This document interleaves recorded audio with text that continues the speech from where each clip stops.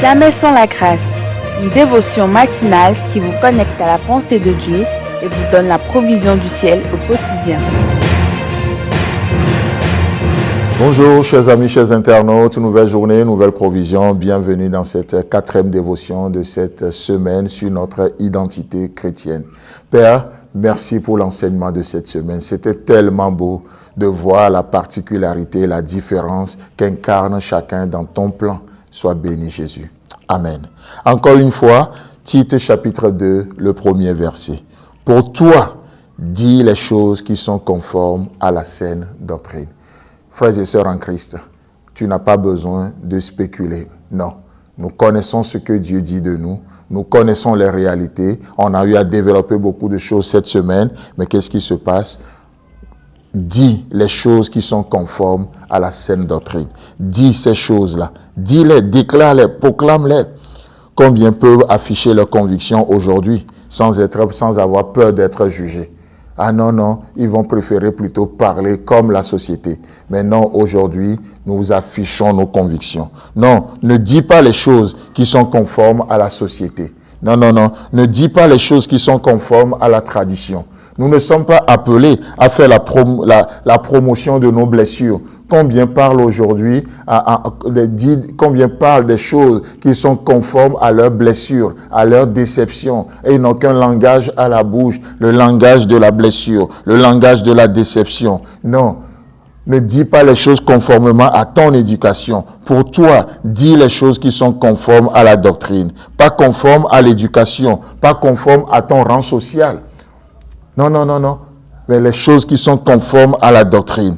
Conformes à la doctrine. Ne dis pas les choses conformes à ton intérêt, à ton centre d'intérêt, mais conformes à la saine doctrine. Et nous pouvons continuer la liste. Mais nous pouvons faire la différence parce que nous sommes différents. Pas besoin d'être quelqu'un d'autre, pas besoin de copier quelqu'un d'autre aujourd'hui.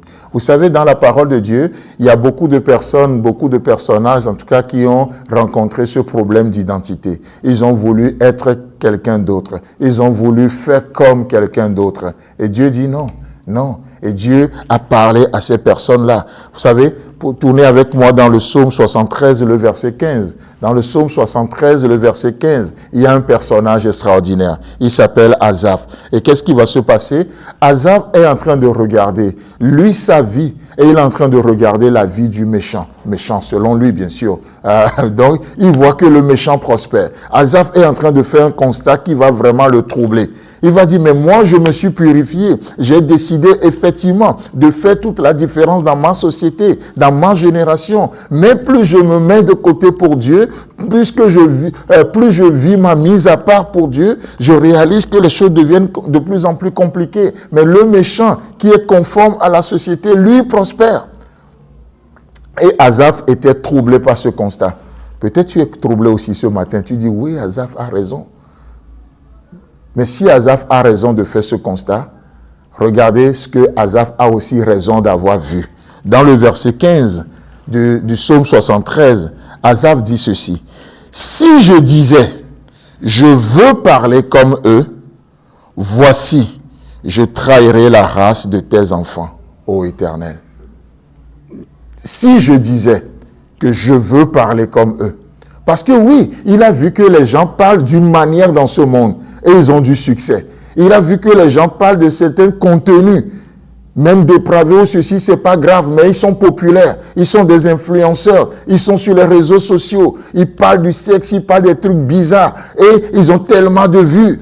Et Asaph dit, mais et si je dis ou si je disais, je veux parler comme eux et je veux faire comme eux, il dit non, voici ce qui va se passer. Je trahirai la race de tes enfants. Je trahirai la race de tes enfants. Et Asaph dit non. Et quand il dit, et la difficulté fut grande à mes yeux, jusqu'à ce que je ne pénètre dans le sanctuaire de l'Éternel. Et quand j'ai vu la fin du méchant, j'ai levé mes deux mains au ciel et j'ai béni Dieu pour ma vie. J'ai béni Dieu du fait que je sois différent. Du fait que ma vie soit différente. J'ai béni Dieu. Frères et sœurs en Christ, chers amis, chers internautes. La difficulté est-elle encore grande à tes yeux? Je t'encourage à une chose, le rendez-vous dans le sanctuaire de l'Éternel. Quand je parle du sanctuaire, je ne parle pas d'une église, d'un bâtiment, mais je t'invite dans la présence de Dieu. C'est là où les difficultés sont dissipées, c'est là où nous voyons la fin des choses, c'est là où nous avons la réalité devant nos yeux. Pas besoin de parler comme eux, pas besoin de faire comme eux, sinon tu te trahis toi-même et tu trahis la race des enfants de l'Éternel. Que Dieu te bénisse. Si Christ tarde à venir, on se retrouve demain. Si vous avez aimé cette émission, parlez-en à vos amis. Parlez-leur du message de la grâce et de ce qu'il fait dans vos vies. Pour un sujet de prière, une question ou pour devenir partenaire, contactez-nous au 00229 94 75 80 20. Que Dieu vous bénisse et à la prochaine. En attendant, pensez avec Dieu.